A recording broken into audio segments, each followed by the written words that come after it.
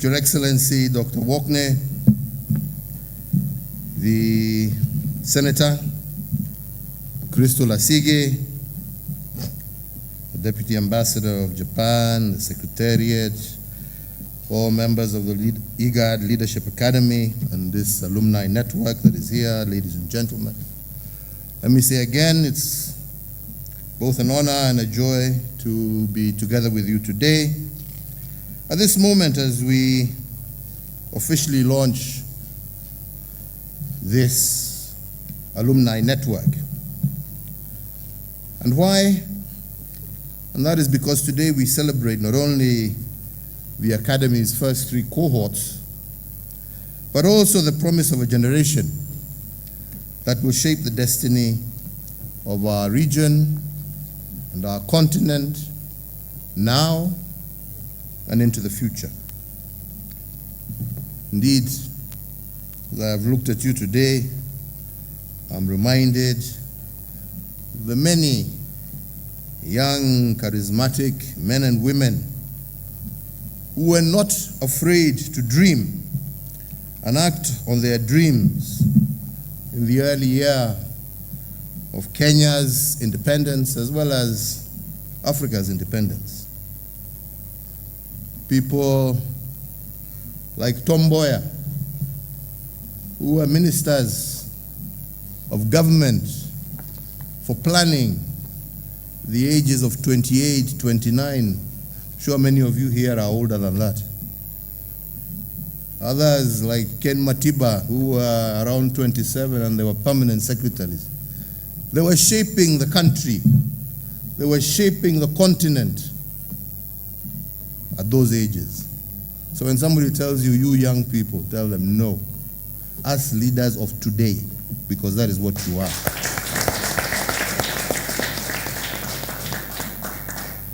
Because all these others were called young, but yet their vision has helped shape not only Kenya, our region, but undoubtedly the entire continent. And I hope this encourages you never to stop dreaming, and most of all, to believe, as Crystal has told you, in yourselves, to pursue your dreams. Because change only happens when one courageous person takes a step. Just one. Choosing to become the change that they want to see. Not waiting for change, but that one person who is probably sitting in this room, who decides that, yes, I want to be the change. I don't want to wait for somebody to tell me what to do. I want to be the change that I want to see. And that is the first step in leadership. Leadership, my friends, is not leadership, again, as we have heard, for power. Leadership is responsibility. Leadership is about responsibility, not the power and the trappings that are associated with it. All of us here, myself,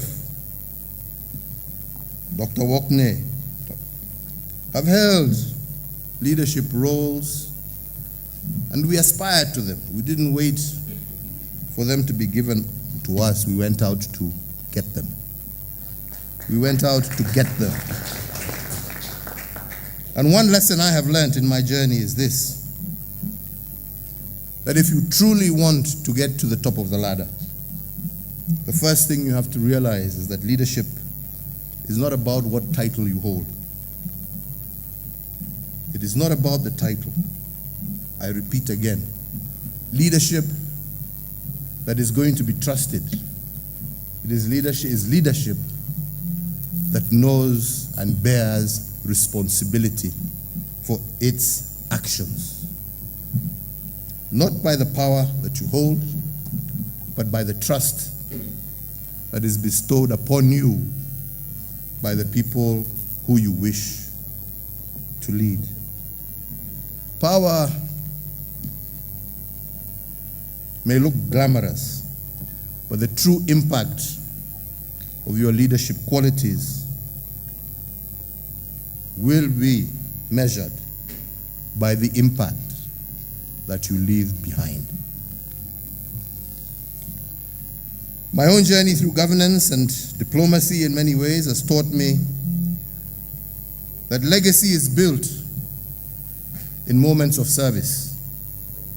When you choose dialogue over division, when we prioritize the common good over personal gain, and when we plant the seeds of peace that future generations can harvest. True legacy is not about moments or accolades. It is about people. It is about the lives that are transformed because we dared to lead with integrity, with humility, and with vision. The Africa as seen today, the Africa we are today, is not the same Africa of yesterday. Across our continent, demands for transparency, accountability, citizen participation are increasing. Technology is reshaping how governments interact with their people. Most importantly, young voices are rising. Young voices that are energetic, innovative, and determined to break barriers. Your own presence here is evidence that the future of governance will be defined by you. We have always been told when the word young is used that you are leaders of tomorrow. But the truth of the matter is, if you continue believing you are the leaders of tomorrow, that tomorrow will never come. You are leaders of today.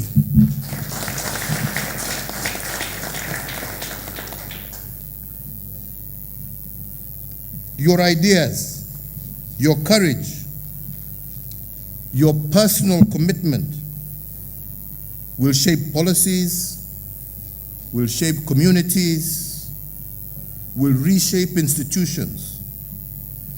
And as you go about it, do not fear failure. Do you understand me? There is no one perfect except God. We are all human. Do not fear failure, because you will stumble. But in Swahili we have a saying that says, kuteleza sio kuanguka. To slip does not mean you have fallen or failed. You will stand up again, so long as you have the humility and the ability to accept your mistakes and to correct yourself as you move forward. Do not, I repeat, do not fear failure. Every single setback is a lesson, and every challenge is an opportunity to grow. And always remember that to grow, you need each other.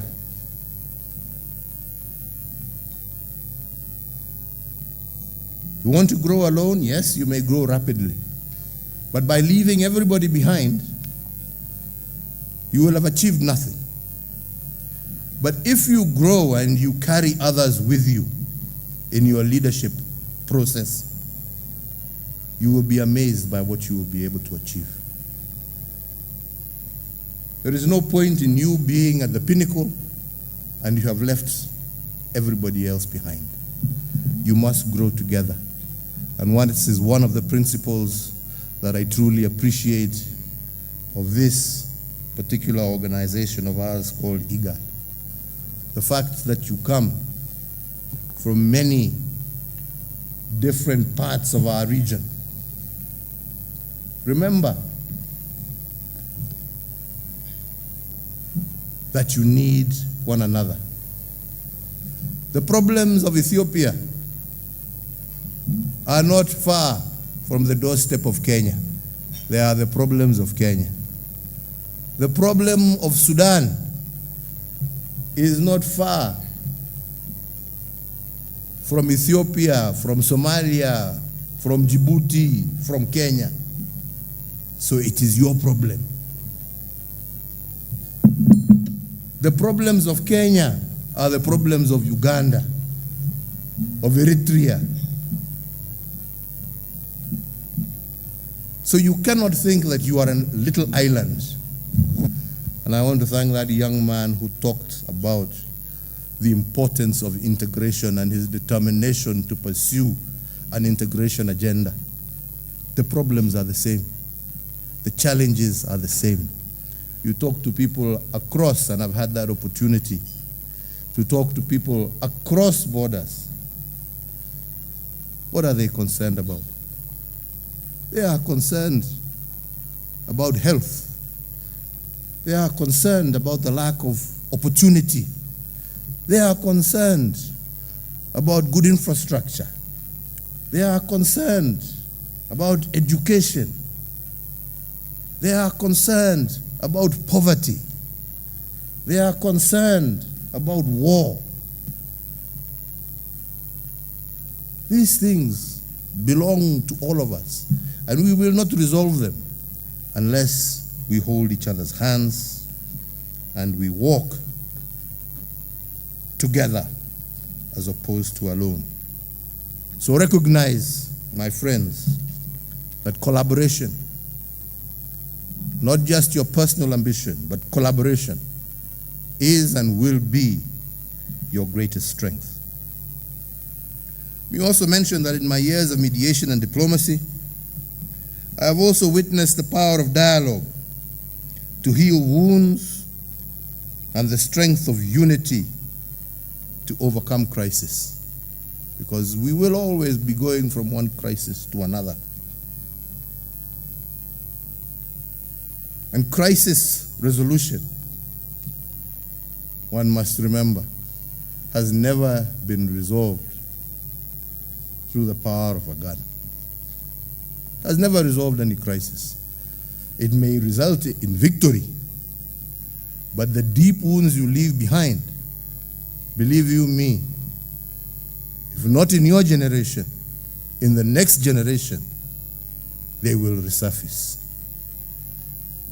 The power of diplomacy, the ability to be able to dialogue, to understand your brothers and sisters, to understand, as was stated here, their different cultures, to appreciate the diversity that exists amongst us. That there is no one here who is superior to the other. Our different cultures, our different religions. And as I always say, God put us here for a reason. He didn't put us here to kill each other. He put us here to work together and to take advantage of the bounty that He has given us. And yet, we stand amazed as the richest continent on the world is mired in poverty as we fight over which line and whose border this is or that is, or which community do I come from, or which religion am I, and yet at home you starve. How has that helped you?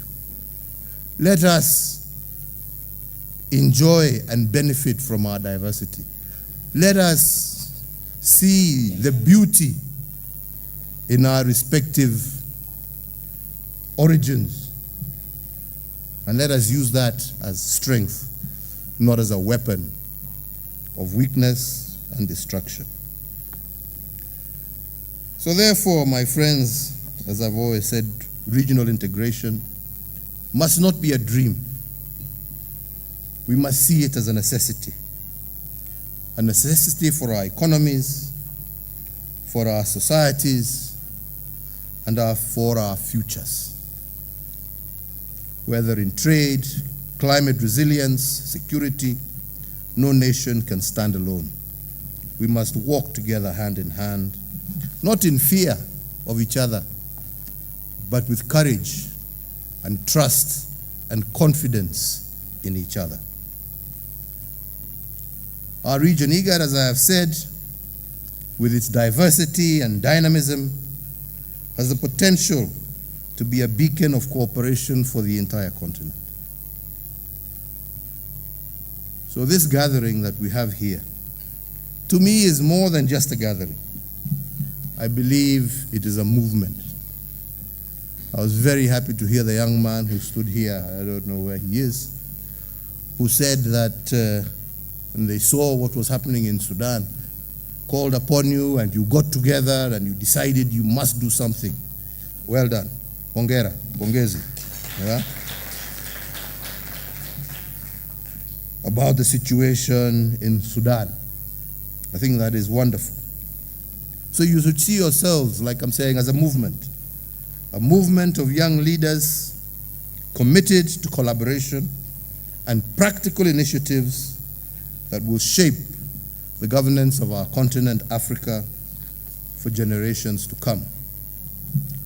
So as you build your careers, be it in government, be it diplomatic service, civil society, development programs, private sector, again, I want to repeat, remember always that leadership is not about what position you shall hold, it is about purpose.